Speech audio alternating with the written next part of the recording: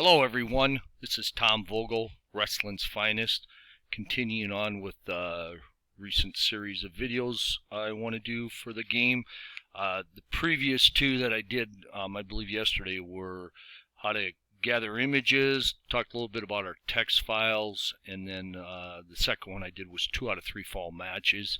Ran a 2 out of 3 fall match between Tommy Rich and the Masked Superstar. Today, this is going to be a little different type video.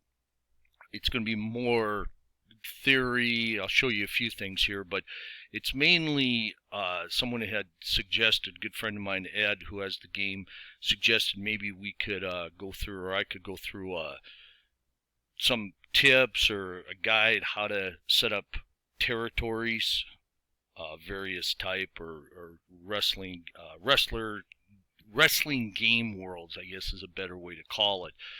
So I'm going to start right in on that. First of all, the little background here. This video might go a little longer just because there's a little bit to talk about here. So you might want to listen to this in pieces, otherwise you may get tired of listening to me.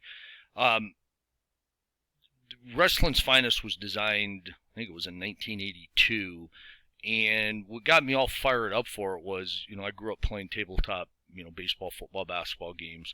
And when I became a wrestling fan, kind of in the later 70s, I became really liked the history of it. And I was always wondering why there wasn't a wrestling game made. And I guess there were. I didn't find out about till them later. So I embarked on a challenge to try to create a game, and the game was based on the territory replays, because that's what was going on, in the late 70s, early 80s. And then I even went farther back. I ordered a whole bunch of old wrestling after magazines. I probably ordered about 50 of them, and I devoured every word. And so when the basis of the game came about, I kind of figured on the game engine pretty quickly, but I wanted the game to be based on the territories. And back then, the only information you really could obtain was either through the live shows you went to, or if you knew somebody who went to them, which I didn't, or the wrestling magazines. And that was kind of the basis of it. And the more magazines I got, the more reading I did, the more familiar I got with the names. It kind of started formulating the plan. And then in January of 81, the town I was growing up in, Vermillion, South Dakota, we finally got cable, and we were just ecstatic, because prior to that, all I had ever seen was AWA. And, I watch it when I go up to my grandparents in northern Minnesota. So I got to know the wrestlers, the styles. I experienced some very painful submission holds from my Uncle Bill, who was a big wrestling fan. And, a lot of torture for me, but it's the way it goes. So in January of 81, not only did we have our AWA, but then we got Georgia Championship Wrestling on the Superstation, WTBS Channel 17 out of Atlanta, on late Saturday afternoons. Then Saturday nights at 11 o'clock, we got WOR, WWF shows, My Name is Joe McGoon. We loved that, and our lives evolved around those two shows. And with Georgia, occasionally they would show highlights from other territories, so it made things very exciting. And I worked at a grocery store, through high school and college, and for whatever reason, some Saturday mornings, I still haven't figured out what channel it was on. My old brother, Joe and Herman, I'd get home and they'd be all excited because they got to watch Florida Championship Wrestling, and they couldn't understand why Gordon Sully was there. And of course, I had to miss out because I was at the grocery store every Saturday, and this was before VCR. So everything was getting formulated, and so when the game started to get developed, it was all about the territories, trying to, not just replicate the guys, but the styles, and, just trying to capture it. And so that was always the mission going forward. Things changed a little bit, in the mid-'80s when Vince, went on his acquiring of talent all over the country, and the territories slowly started to fizzle out, and WWF became huge. So that's kind of so the game is probably created over a 10-year window, 75 to say 85 for all the territories. And we all know there are countless territories, and we all had our favorites, the ones we could get on TV. So and through the years, when I discovered it was the national newspaper, that daily, I think it came out every day, the sports newspaper, I think it was in the late 80s. All of a sudden I discovered once a week, Dave Metzler had a little column, and in there he advertised his Wrestling Observer newsletter, and I subscribed to that, and boy, was that an eye-opener. Like, no way. And I mean, I couldn't wait till Fridays when it would come out, and boy, did I learn stuff. And most of it tied in well to the territories, but it helped refine what I was trying to do. And then once the fast forward game, I think I ended up releasing it in the late 80s, something like that, to some friends. And then it just progressed past that, and then the game came out and it was turned into the PC game. So all that's to say is the game's based on territory, learned a lot with the newsletters, and then when the internet came out, it gave us a wild open book to everything that occurred. Fast forward many, many years, my real good friend John Metler, he decided to start collecting wrestling DVDs, and boy, oh boy, does he have a collection. And he has shared hundreds upon hundreds with me, and I've learned even so much more about the territory days, and we've been able to continue to incorporate that into the game. So to say how should the game be played as far as setting it up, everybody has their own ideas what they want to do. You can do tournaments, what ifs, best of, we've done group tournaments, but for this we're going to talk about the territories. And so when you talk about territories, there's several different ones you can actually to do. You can do what I call, none of these, I'm just using terms I came up with, none of these are insults, or maybe they're called the wrong thing, but it's just the way I try to describe them. The first you can have is a fantasy type tournament, where it's not based on any real life territory. For example, we all follow Bob's PWF, where he brings in whatever wrestlers he would like to use, and he kind of does a good job of rotating them in and out. You have someone like my brother Herman, he's had all kinds of them. He has Life of the Mid-Carter, he's had Idaho, Masked Wrestling Federation, Texas Outlaw. I mean, he has so many I lose count of them. He runs them as a territory, but they're not based on a territory like a real life one. Then you'll have, Ed, I talked about him earlier. He has Saturday Night in Portland. Many years ago, he would do several territories, and not only would he run the matches, he would send out basically a handwritten write-up on what was going on, and both Herman and I were just elated when we'd see the mail come in to us addressed from Ed Kapler, because we knew we had some great reading ahead of us. You also have John, who right now is running, I don't even know what it is, 8 or 9, I think, different territories. He runs one card a month. He runs his as a true territory based on, like, for example, if he's doing Mid-Atlantic, he has a certain period he's covering, and he only uses wrestlers from the Mid-Atlantic that were there during that period. Ed does the same thing with Saturday Night in Portland. All kinds of different projects you can run.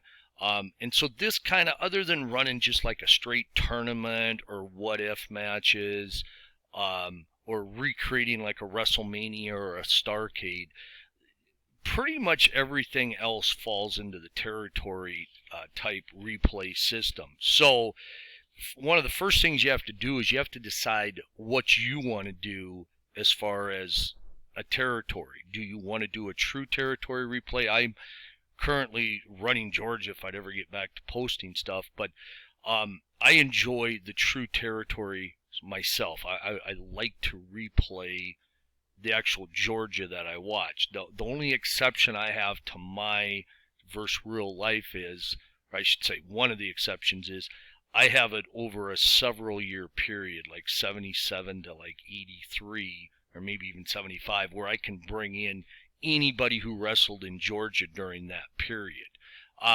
When you decide what you want to run, like when Herman chose to do Idaho, he wanted to use mainly mid-carders. Ed kind of does something similar to that in Portland, where you see a lot of wrestlers who maybe aren't like upper echelon, but again, he's trying to keep it as real to Portland as it was, during the period he's replaying. So again, first thing you have to decide is what type of territory, and if you are going to do a true territory replay, which territory. If you choose to do a fantasy one, then, and again, that would be like Bob's PWF or Herman's. Bob's PWF and Herman's, let's just say Idaho, are different in the fact that Bob will rotate wrestlers in and out. Again, it's not based on a real territory replay, as is Herman's. Herman's is not based on anything. Herman pretty much stays set with a certain roster and a certain number of guys. He doesn't have very many, just like Ed doesn't have very many in Portland, that he actually uses at any time, similar to what I do in Georgia.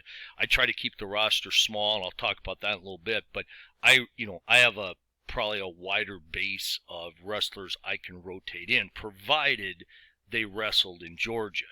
Because again, mine is a true territory replay, where Herman and Bob's is not, but they each run their wrestlers in and out however they see fit. So first thing you do is, when, if you're going to do either type, fantasy or true territory, you have to decide which and what wrestlers you want in there.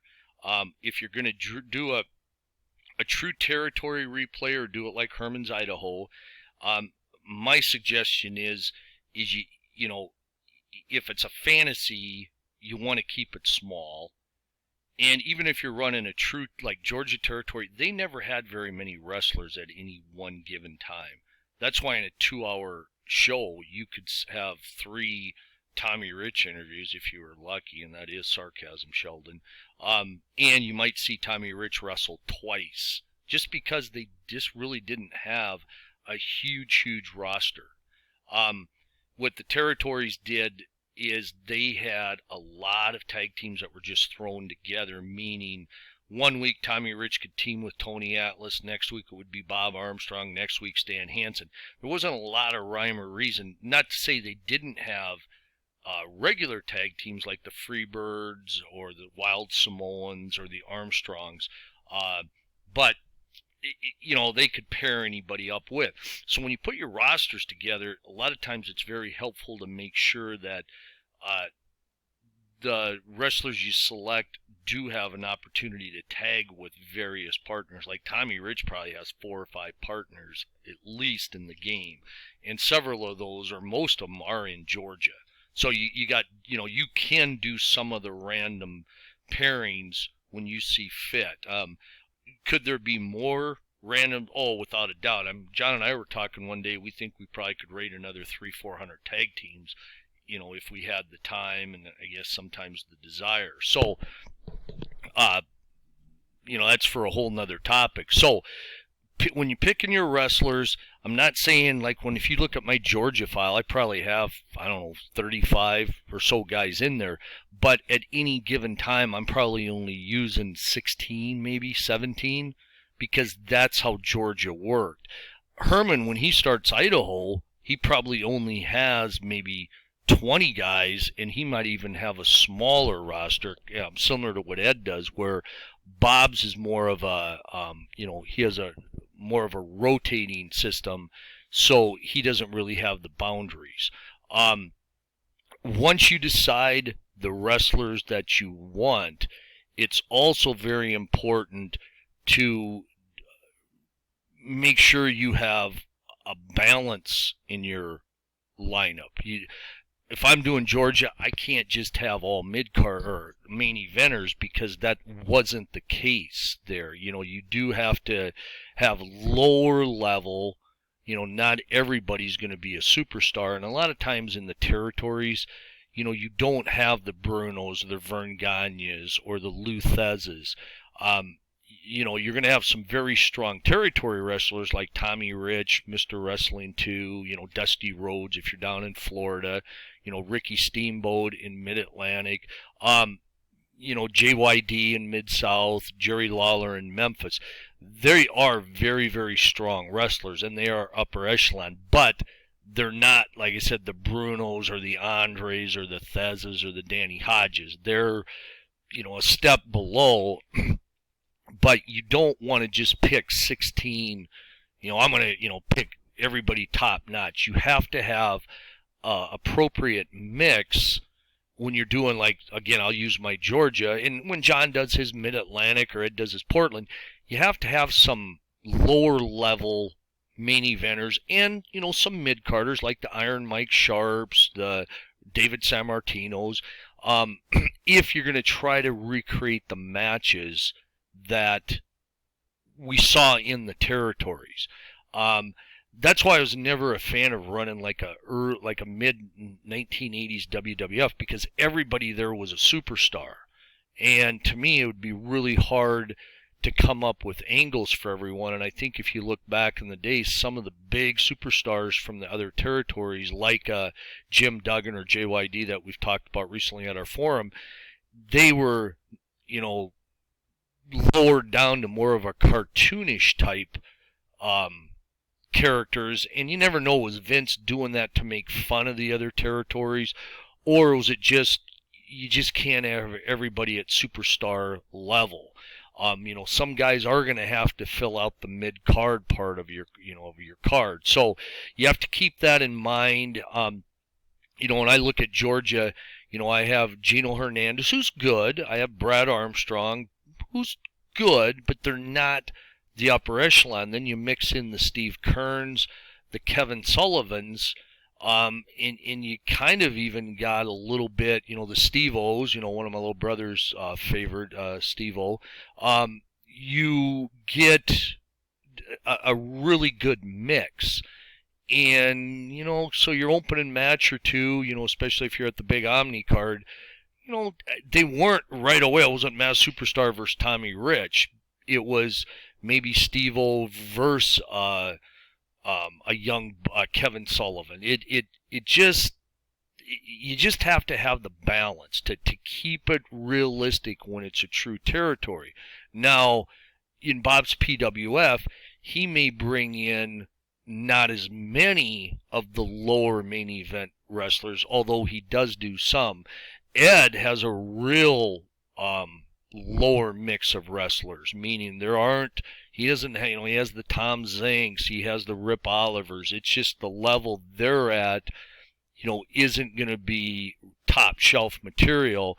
And Herman, like I said, I think one of his big wrestlers was Black Bart. Black Bart, say that 3 times in a row as your champion. Which is great, because not only does he give respect to some of the mid-carders through the years, it's kind of cool to see the wrestlers, nobody dominates. So, again, it depending on what you're running, but keep in mind you have to have a true balance of your roster. Next thing is what I like to do when I did Georgia, and I'm not an anal retentive guy. When I balance my checking account, if I'm winning $5-6, I'm fine. I just make a correcting entry, to make it balance. So and I round everything. But one thing I like to do when I did Georgia, I wanted to try to find what their regular schedule was, meaning I knew they went to Augusta on Mondays. I knew the Omni was every other Sunday, and then the other Sunday it was Marietta, and sometimes they would do a double shot on a Sunday. But I like to know, when were they in Griffin? When were they in, Columbus, Georgia? Valdosta? you Savannah, what was their regular, I guess, schedule and their, the order that they would go. I like that, and I also like to know which towns were kind of the ones you might see a pretty strong card, and then what cards, like the town Herman and I grew up in, if we were to have ever gotten a show, I mean, we would have cared less who was on it. We got pro wrestling. It didn't matter if your main event was David, Sammartino and Steve-O versus Snake Brown and Dale Veazey. I mean, we were just thrilled to get a show. So, some of the smaller towns, less populated, that maybe didn't even have a real full-fledged arena, your cards there might have only had 5 matches. And, your top one might have only been the mid card or the third or fourth from the top if you were in the Omni. Other thing is you have to gear, I believe for this, you kind of have to have a headquarters city that's your big, that is, what everything is geared toward. Like Ed's doing Portland. For me in Georgia, it's obviously the Omni. That was the one, they'd say, this week in Georgia, we're going to here, here, here. But then next Sunday night in the Omni. Or they'd say, it all comes to a head in the Omni here in Atlanta tomorrow night. They'd tell you where they're going, but Omni was where they would list the matches. On TV, this is your complete lineup, and that's where, that was the cherry on top. And for me, for a territory, even if you do like Herman's Idaho, I haven't looked at his in a while, probably because he hasn't posted there in a while. I don't know if his big show is in Boise, but every territory did. Memphis, of course, was Memphis.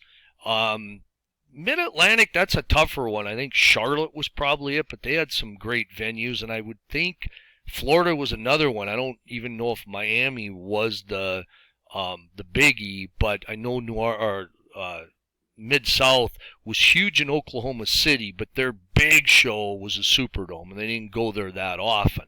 But when you did go to the Superdome, it was huge. So you kind of have to have the place. The other thing you have to decide is how are you going to go to these other smaller towns, or are you just going to run your one big show knowing, wink, wink, that there were matches all across these, because Georgia would run usually, if you don't count the TV show, like 5 to 7 cards a week. Usually it was around 6, and on Saturdays they would do the TV taping at 8 in the morning, so the wrestlers had a long drive on Friday night coming in, and then they would wrestle Saturday night, and then Sunday night it was either the Omni or Marietta, and they might even do a small town show in the afternoon, and then Monday they were off to Augusta. So, you kind of got to decide what you want to do. John, for his territories, does 1 card per month that he reports on. Now, does John run other matches? No, but, John knows that in real life there would have been shows all over the place. It's just hard to do that for territory because you run out of guys. And that's why when they would do these smaller towns, DQs and draws were quite often because they'd have to bring the same wrestlers back to that same town. And if you had Tommy Rich pin Mass Superstar the first night, or the first time they were in Griffin, Georgia, if you brought him back the next time, people would say, well, why? Tommy Rich already pinned him. So it's a real challenge. I had tried that for Georgia, and it was really, really hard, and it took a lot of time. So what I do is I do know where they're going every night. I pretty much for the whole week put together this almost the identical card for each town. The only thing that changes is the main event, and I do run that on each for each town I go to. That way I can get title changes occasionally in small towns, but the smaller towns like Griffin typically won't see the national title defended. They'll see either the TV title, maybe a specialty match, possibly the national tag team titles will be on the line. So, but again, that's up to everybody. I just think it's really hard, like for Ed, if he wanted to go to Medford, and the other small towns in, the Portland area, it's really, really hard to do that. It's just AWA actually and WWF are actually a tad easier because like AWA would do Minneapolis or St. Paul, Denver, Omaha, Chicago, Milwaukee, and occasionally they'd venture into Canada. But the whole thing with them was they had a lot of big cities mixed in with the smaller towns. WWF, of course, had Madison Square Garden, but they also did the Boston Garden, the Spectrum, the Capitol Center, bigger areas, up and down the Eastern Seaboard. So it's, again, that's up to you, but to do a true territory or even a fantasy territory, it's really hard to run a lot of shows. That does cause some problems if you have if you want to use injuries. For example, if a wrestler's out 10 days and you're only running one card a month, in theory he wouldn't miss any time. That's something I'm trying to work on, is like a conversion based on how many matches kind of on average we could convert some type of injury table, but that's for something else. But I'm a huge fan of the injuries in the territories because in real life, wrestlers would get hurt, but a lot of times a wrestler would go on tour of Japan, or they might, maybe his wife was going to have a baby, so he wanted to take a week off, or maybe the promotion just wanted to pull him back to bring him back fresh. I remember we always laughed at Tommy Rich. Herman and I did Wander in the Hills and Tennessee with some Willie Nelson song playing because Tommy Rich had to get his mind right. And that's why he's back in Georgia, because his mind is right now. So, anyway, I like to do imitations. They're not very good, but I do. But the point is that, occasionally wrestlers go away, and what I like in the game, it's more due to an injury, and then also injuries add to the feuds, which we can get into there. So, plan where you're going with your territory, plan how often you're going to run the matches, and if you do want to do the smaller venues, I think you're better off not doing very many matches on that card. Keep it, I don't think you want to go less than 5, but I wouldn't be doing 8 matches in Sioux City, Iowa. I think usually we would get 5. The other thing to keep in mind is based on the number of wrestlers you have. If you got 18 wrestlers and you're trying to run all these cards, I think you'll look down and say, wow, I run out of ideas what to do. So, and back in the day, we didn't have the internet, so Tommy Rich could fight Masked Superstars 6 times in a week, and it didn't matter what the results were. They were going to have the big title match in the Omni. Even if Masked Superstar was the challenger and he had been disqualified 5 times in a row, he was still getting that title match in the Omni because we didn't know that he was getting disqualified and they didn't bring it up. So that's kind of the trap we can fall into if you run too many shows and too many matches on each show. Now, once you get your roster set up, and I'm going to show you, I think one of the videos, I don't know if it was video 11, I showed you how to create a roster, depending if I ramble too long here. I'll try to show you a real quick refresher on that.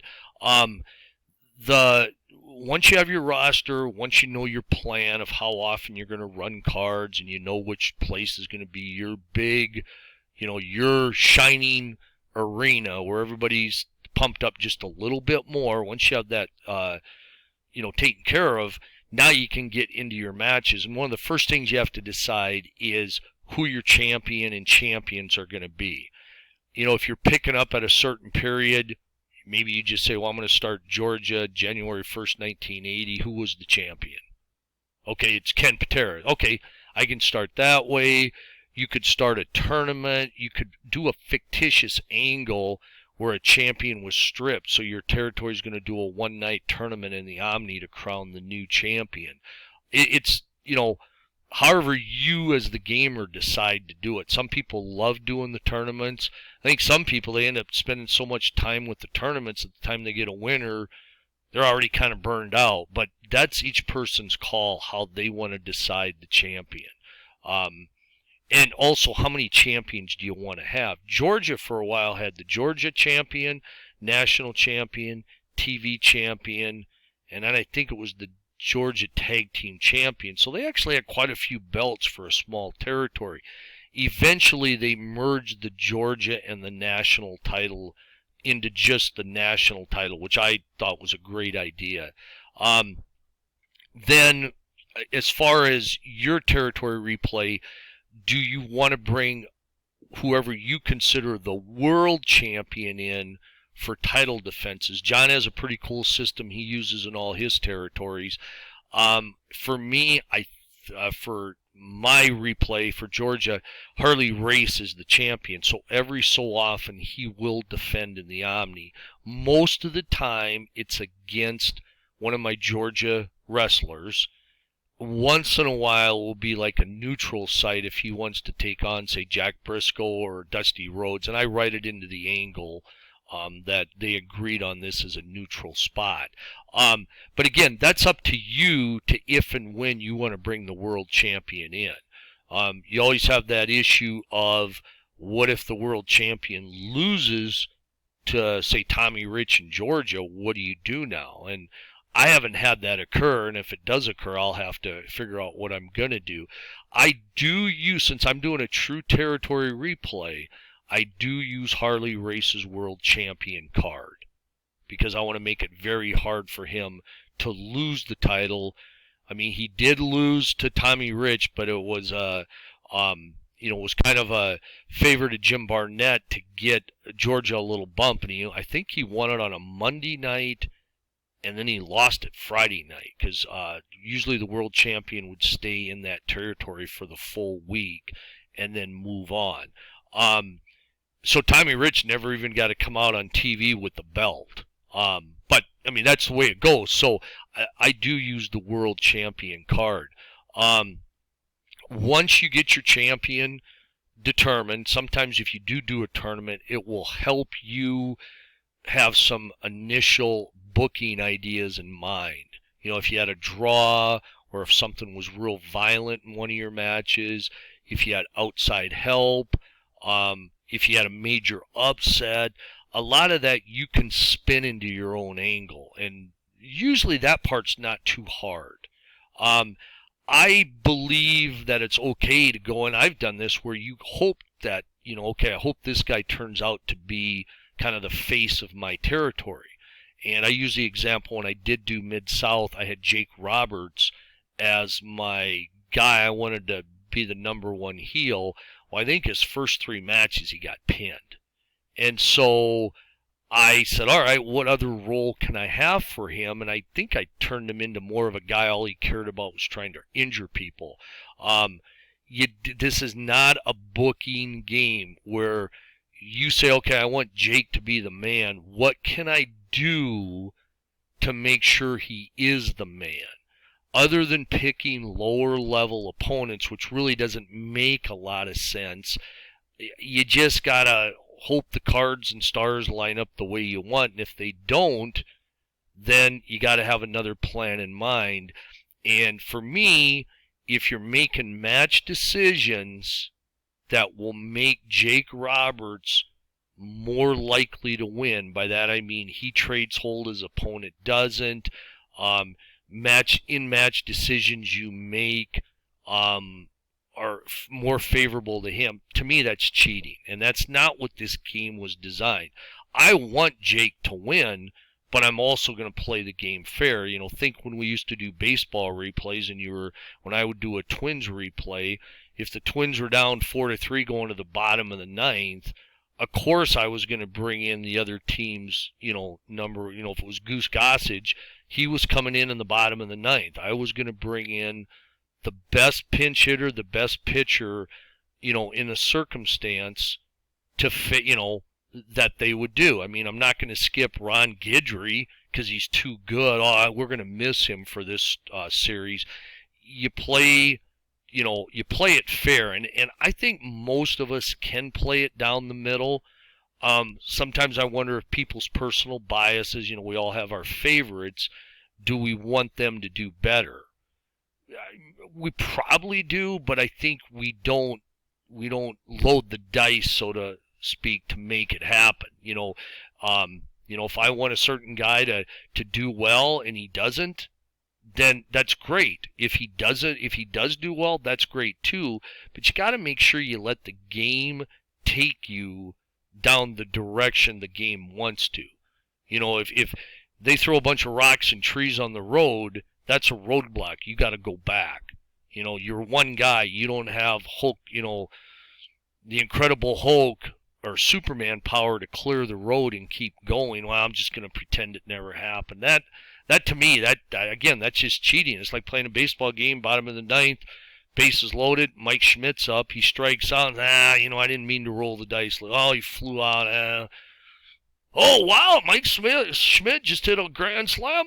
We win the game. I mean, again, cheating. So let the game take you where it wants to go. And I really, truly believe that is one of the great things about the game. And it wasn't really in the design. It's just how wrestling is and how things happen. I know Ed has called me several times over the years. John has done the same. Where something just so cool happens in the game, you got to tell somebody. I've gone to bed after running a match or a card where it is just such an intense or exciting or a result, whatever. I can't sleep. And I think most of us, as we've been in traffic going to work or at work, we'll start daydreaming like, okay, what am I going to do now? Now that this guy's injured, what am I going to do? Or, wow, I didn't think he was going to win the title. What direction do I have to go now? I think we all have those moments, and if we don't allow them, then I think we're cheating ourselves out of having to make tough decisions. And I know I do not like quick play games at all. I won't play them. And I don't like every decision being made for me. I know some gamers, maybe they're from a different generation. They don't want to have to think who the outside ally was. They don't want to, have to try to come up with an explanation of how two faces were counted out in a double count out. They would rather have a chart telling me why that occurred.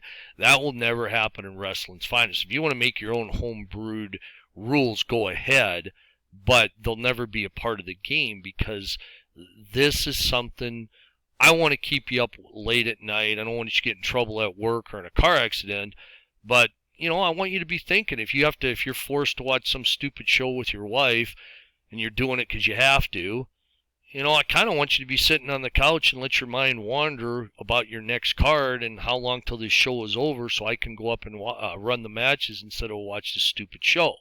I mean, that happens to me too. I want that.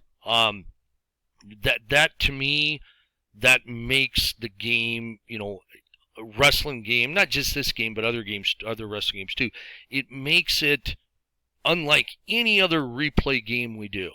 I mean, I follow boxing replays, but I'll tell you what, they get real boring after a while because, you take Rocky Marciano, you have him go through everybody, now what? Now you pick another boxer and do it. There's really not many curveballs that are thrown to you or thrown at you. So that's why I love the wrestling games. I find it when I go back to play my Twins replays, I don't find the challenges much. I don't feel that my mind is tested as much. Sure, you got to bring pitchers, pinch hitters, rest guys when they're slumping, but wrestling game is a different animal, and if you let it go places that it wants to go, it really will challenge your thinking, and I just think that's a really cool thing, to be able to, for us to have to force us to do things. So let the game take you where it wants to go. Set up the matches, but be willing. And here's an example of one. Let's say Tommy Rich pins Masked Superstar, and they've been having a big feud, and he pins Masked Superstar to win the title. And that's going to kind of complete it because they've been going round and round. What do you do next? Now, one thing you can do is have Masked Superstar do a post-match attack, and hopefully something happens. If nothing occurs, okay, you swung and you missed, that's okay. How do you get the spotlight off Masked Superstar losing? And how do you give Tommy Rich a big pop without burying the Masked Superstar? And one way you can do that is the next week on TV, Gordon Sully announces Tommy Rich is the new national champion. You congratulate him, you call him out. Tommy Rich gives an interview, but he doesn't really talk about the Masked Superstar. He thanks the fans. He knows there's a lot of guys coming for him, and he's going to be a great champion and so forth. Well, then maybe later on, you bring out Gary Hart with the Great Kabuki. And Gary Hart says, I heard Tommy Rich out here. Tommy Rich talks a lot. Tommy Rich has not yet faced the boogeyman, the Great Kabuki. We're going to go into the ring right now, Gordon, and we want you, but we want especially Tommy Rich to watch what this man is capable of. Sung Sung! They go up to the ring. Masked Superstar who? You now got the Great Kabuki. Masked Superstar, what do you do with him? Maybe you take him off TV for a week or two. You bring him back. You don't bring up the loss. You come back, maybe he quickly addresses it. Like, Tommy Rich, if you think I went away, I haven't. But I got another person I want to talk about right now, and that's you, Wrestling 2. Who do you think you are? I'm not going to come out here screaming and yelling what I'm going to do to you. But know this, when I get you in the ring, and we will get in the ring soon, I'm going to show you who the true masked wrestler is of Georgia. Again, that feud is long gone. Keep building on the other stuff, and within a month or two, you're going to almost forget Tommy Rich took the title from the Masked Superstar. That's where you let the game take you. Take a draw. Take a count out. Take a wild event that pops up. Those are great angle builders. And it can just be something simple as manager, unknown person comes to ringside, watches the match, takes notes, walks away. Can you use that on something? If you can, great. If not, you don't really have to build that up. Guest commentator comes out, makes biased comments. Wrestler who was wrestling can now come on TV and said, I understand so-and-so came out and made some real disparaging comments. Well, it's real easy when I'm in the ring and you're sitting there at ringside in a suit and tie. Why don't you come out and say those things right now? So there's so many ways to go different directions, even if the original result was not to your liking. I had something in Georgia where Bob Armstrong, it was a face tag team match, and all of a sudden I had just a whole bunch of illegal moves. I had some outside ring stuff, and I go, whoa, I got something I can do with this, and it was my way to turn Bob Armstrong heel.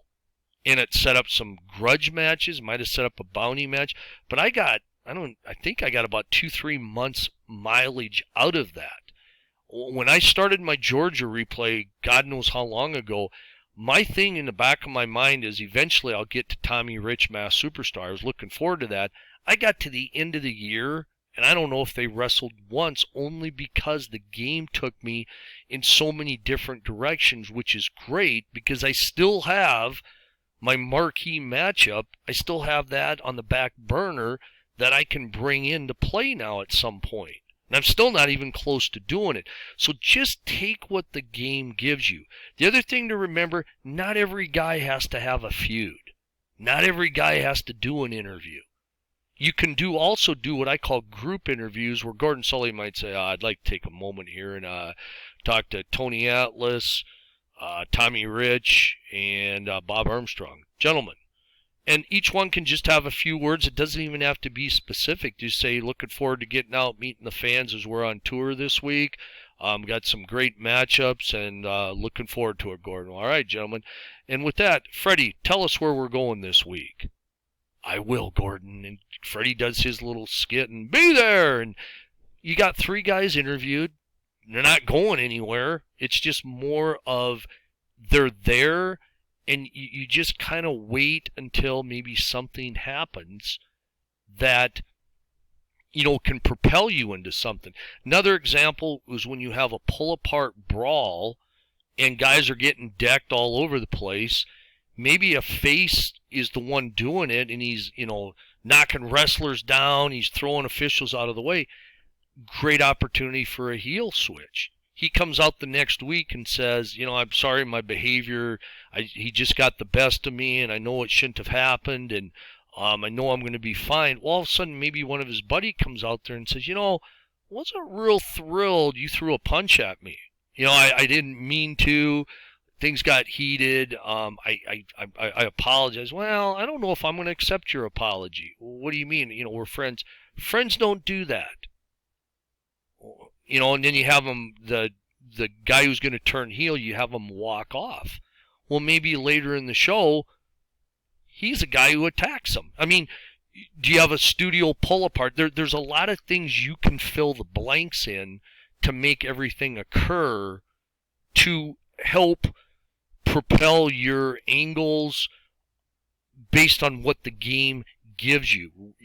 Read between the lines. The text files, especially like the attacks and the DQs, can help you with it. With the update coming, there's a few more wild events. I got a tag team specific wild event now, chart, and we added a few more in there, for the singles to try to give more opportunities for things to occur. I think there's one, a large person or wrestler, I don't remember how it's worded, that's not in the territory, attacks, wrestler during the match. Match continues, but now, Mass Superstar can go. I think that's what happened somewhat in Georgia, where I think it was Big Red or some goofy guy, or no, it was Uncle Elmer no, it's Plowboy Frazier. I'm sorry. Gives you a chance to bring a guy in for a few matches. Does it mean anything? No, but you took that wild event, and when people are going, oh, you know what, I want to see Ken Patera against Plowboy Frazier. Can he get the swinging neck breaker on that, big dude? It came out of nowhere. Why not use it? It's like a little unknown present for you. So take advantage of those things as they come along, and let the game be your ally.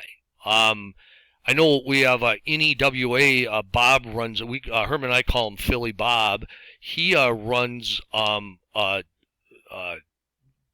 representation of the WWF, or maybe the WWF. He's put his own little spin on it, where he's opened it up for not just WWF wrestlers, but he runs the strictest. He doesn't vary in how he puts his cards together, and he's had the game several years, but there's no variance how he runs things, and he takes what the game gives him. He doesn't have to elaborate too far on it, and he does a great job with it. And when his champion, usually it's Bruno, loses, it's like shockwaves sent around the wrestling's finest community, which was exactly how it was when Ivan Koloff pinned Bruno. That's why Ivan didn't celebrate in the ring. they wanted to get him out of there quick while the fans were still in shock, because had he celebrated and fans realized what happened, Madison Square Garden would have had one incredible riot. But when he won, he rolls out, and he was about 3/4 of the way back, and people realized that Bruno lost, and then they came unglued. So he does a great job of replicating that. Again, just take what the game gives you. It's I don't want to say it's hard, because I know some people, it's hard for them to think outside the box, and that's okay. It's just, but really look at what other people have done with situations that came up. Feel free to reach out to others to find out, hey, this is what happened. You got any ideas how I can go with this? If somebody offers a suggestion, you don't follow it, I don't think that person's going to feel, oh, I gave you a suggestion, you didn't follow it. You're basically just throwing some ideas out there to the person asking for help, and maybe he comes up with his own idea based on what you told him. John has texted me many times, what do you think I could do? I'll throw him a bunch of ideas. He might use one, but what he might do is say, I think what I'm going to do is I'm going to take a part of what you suggested and tie it into something I have. And then he runs with it, and it works out. And here's the other thing. Not all of our ideas are going to work. Some are, some aren't. It's all about, you got to keep trying, and you got to keep trying to, throw stuff against the wall and see what sticks, and then run with it. We're getting to the end of this here. Hope, you're still with me, or if, hopefully you're smart and coming back a second or third or fourth time since this is going on a while. The other thing, when your project stagnates, and you just are, call it writer's block or booker's block, or you're just burned out on the game.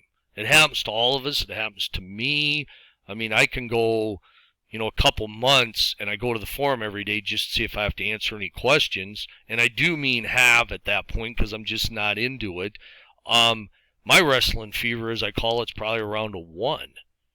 So we all get burned out, and if you're running a project and you still have the wrestling fever, but you're just stumped on what to do, I suggest either A, take a wrestling game break, B, go off on a different project for a little bit to give yourself an idea. Run a tournament or what if.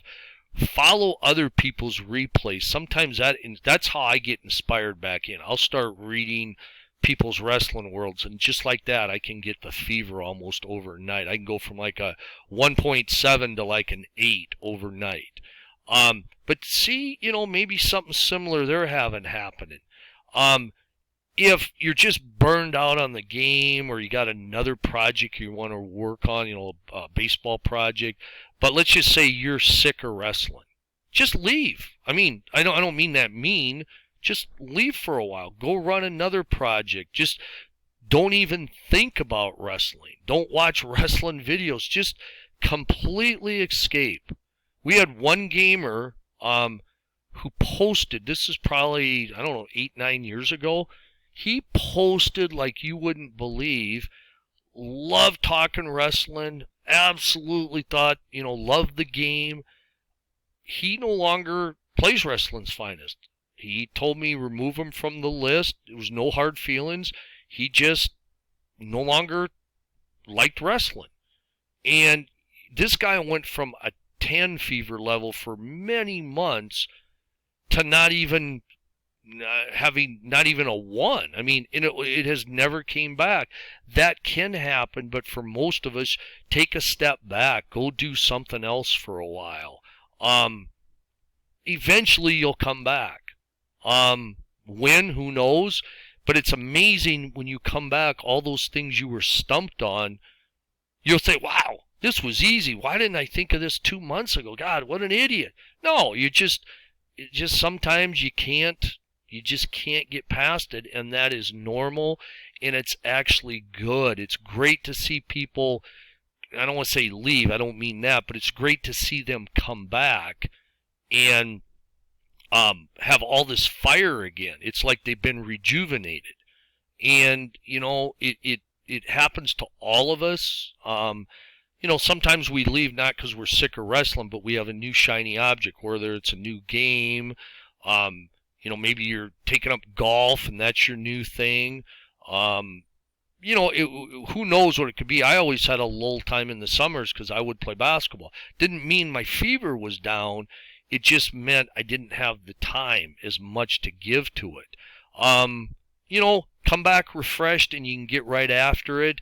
And the other thing is, if you start a project and you're not having fun, abandon ship. Cut your losses, take a step back, come up with a new project. If it takes you a while, so be it.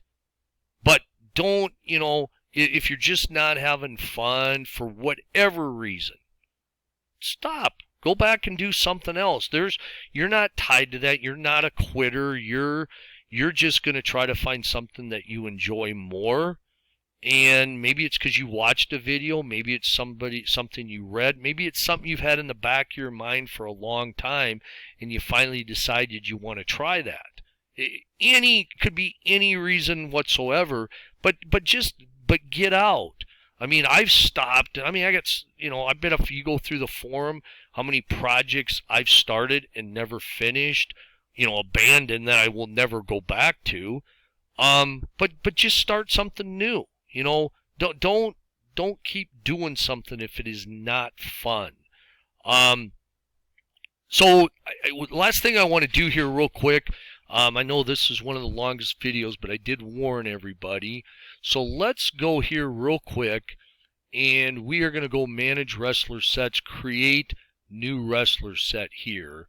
And it's very simple. What you do here is, if you follow these directions, choose a wrestler set, select wrestlers desired, press the add button, press the save new set button. So all you do is you go here, and I'm not doing this so much for Georgia, but let's just say I want Gene Anderson, and you don't have to click anything, hold anything down. Ole, say I want to bring Andre in once in a while. I scroll down here, I want to bring Tony Atlas. I want to have Bob Armstrong. I want to have Brad Armstrong. And let's see, I see Ox Baker here. Let's throw him in there. So you hit add. You see all these names here. Then you set new save new set. And then what I do, since I'm going to use it a lot, I type A, maybe dash Georgia. And then when you hit OK, that creates a new set. So now when I want to start a new match, you'll see A Georgia's at the very top. And I don't have to scroll through all these sets. I know one thing Gary said I think he's doing, if he hasn't already, we're going to be able to add, I think, up to like 99 sets or wrestler files at some point. I think that's what he said. Don't hold it to me, Gary. I hope you're not mad if you've stayed with this 57 minutes and 54 seconds I'm at. But anyway, here's where you see all these wrestlers I selected.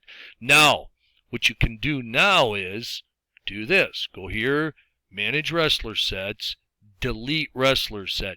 Just make damn sure you highlight the right one. Delete set. It will ask, this is the idiot proofing Gary did because of me. Are you sure you want to delete this set? Yes. Boom. It's gone. Done. You go into wrestle, start new singles match, and you see Georgia's gone. About ready to say goodbye. One thing I just saw in my notes here, specialty matches. Remember, in wrestling's finest, the cage match is the feud ender. Very few cage matches will ever end without a clean finish. Pretty much the same for the Texas Death. The other specialty, barbed wire, strap match, chain match, lumberjack, you will get countouts and DQs. So keep in mind those specialty matches can really add a little bit of flair and help build other angles for your territories. And if you are going to run small territories, I mean, if I was at a small town and it wasn't the greatest card, but on top it was like a lumberjack match, I would just be, I would be ecstatic. So keep that in mind. Hope this was helpful. You can always post questions at our Delphi forum, Wrestling's Finest, under Google. Just type that in, Delphi forum, Wrestling's Finest. You can always start a new topic, or under videos you can ask questions, comments. Again, thanks for hanging in with me on this. I know it was a long one. I hope this was somewhat helpful. It's kind of a tricky topic. Until next time, I'm going to run some bounty matches and maybe grudge match. But anyway, have a great day, everyone. Thank you. Tommy Vogel, Wrestling's Finest. So long.